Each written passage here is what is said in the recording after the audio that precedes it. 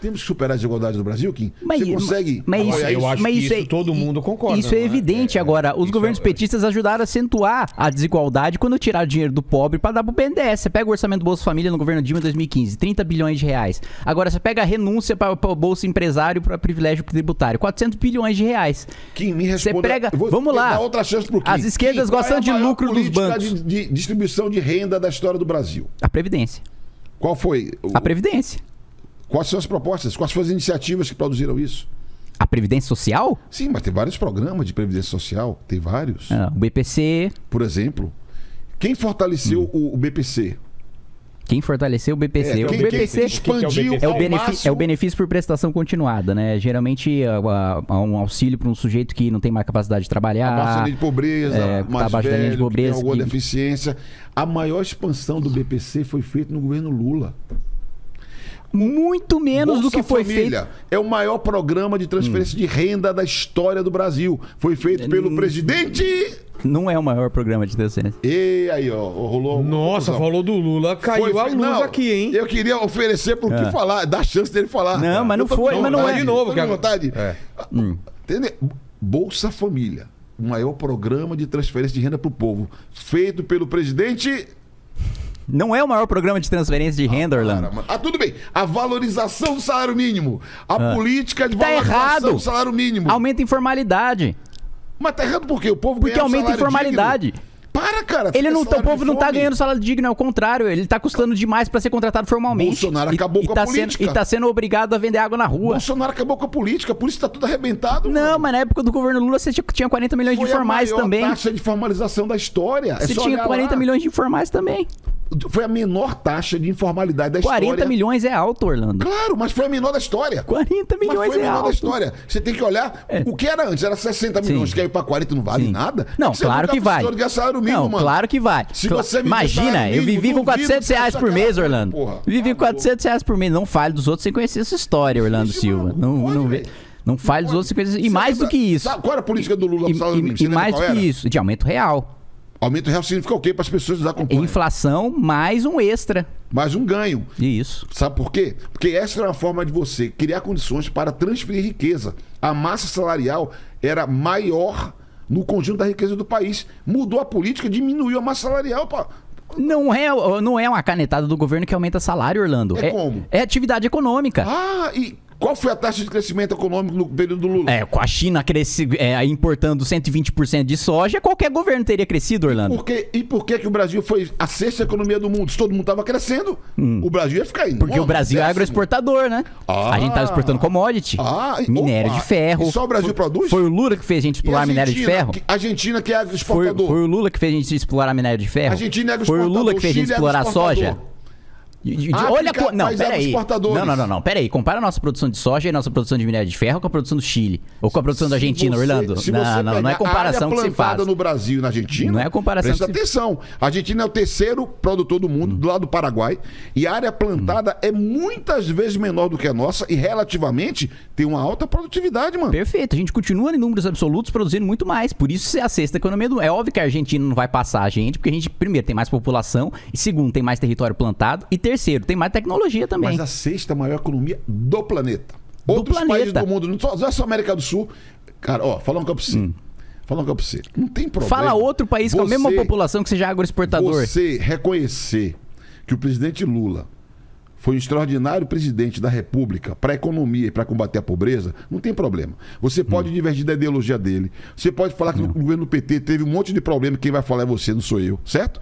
Agora, bicho, tem que reconhecer, mano. Não, César o que é de César, mano. Pelo amor de Deus. Primeiro, a primeira coisa é o seguinte.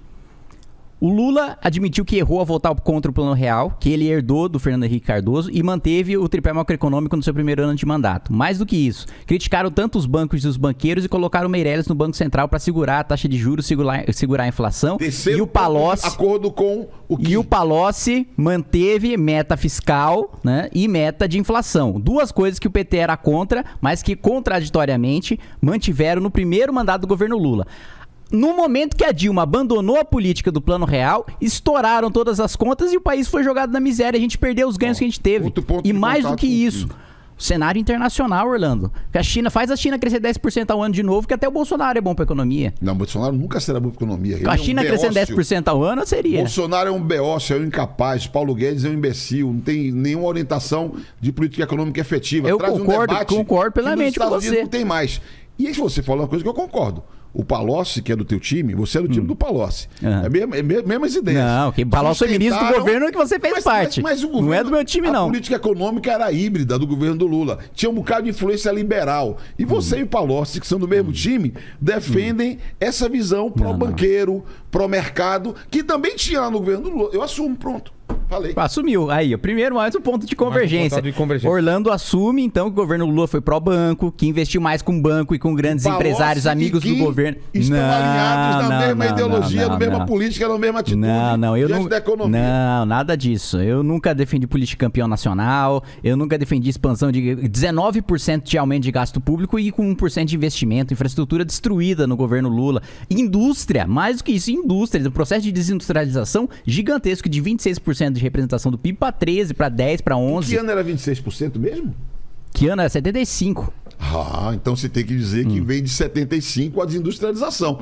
Ou então você vai fazer uma fake news. Não. Começou no Lula, começou em 75. E ele catalisou. E se você observar os dados... E ele catalisou. O presidente Lula, a partir de investimento em óleo e gás, retomou setores importantes, como o setor da indústria naval. Programas sociais como Minha Casa Minha Vida estimulou a indústria da construção civil. Então ali nós vivemos um período, inclusive, que houve uma pequena melhora na industrialização do Brasil. Insuficiente.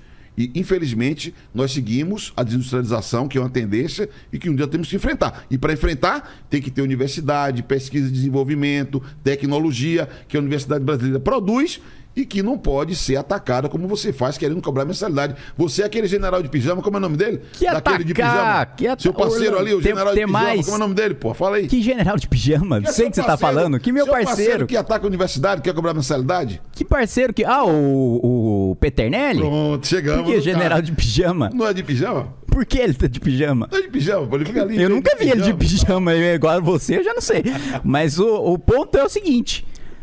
Houve um processo de catalisação de desindustrialização durante o governo Lula. Houve um aumento da cartelização, da oligopolização dos bancos, né? O fortalecimento da política do Banco Central de proteger os bancos nacionais que tiveram um lucro de 8 vezes mais do que teve no governo Fernando Henrique durante o governo Lula. E você teve muito mais dinheiro gasto com privilégio tributário para grande empresário do que com política social para o mais pobre. E mais do que isso, você citou a parte de navio. Pô, você tinha cartel de navio sonda que cobrava 1% de propina. Óleo e gás. A gente não é capaz de refinar o nosso próprio petróleo do pré-sal porque não teve investimento em refinaria. Foi quebrada a Petrobras por causa do escândalo de corrupção. A gente não consegue refinar o nosso próprio petróleo e a gente depende do preço internacional. Por isso que a gasolina, uma das razões, é justamente estar dependendo do dólar. E o dólar está tão alto hoje. O Kim diz que larga o Bolsonaro, mas o pensamento de Bolsonaro não larga o Kim. Não. Ele tá falando tudo, toda a conversinha, todo o mimimi do Bolsonaro, a mesma narrativa. Não, a Petrobras, acabaram com a Petrobras. Aí é mentira. Não tem refino aqui no Brasil. E é mentira? Não, rapaz. Então as duas coisas são verdade. No refino, não tem a menor dúvida. Parabéns. Então nós temos que fazer mais e muito mais investimento na nossa infraestrutura.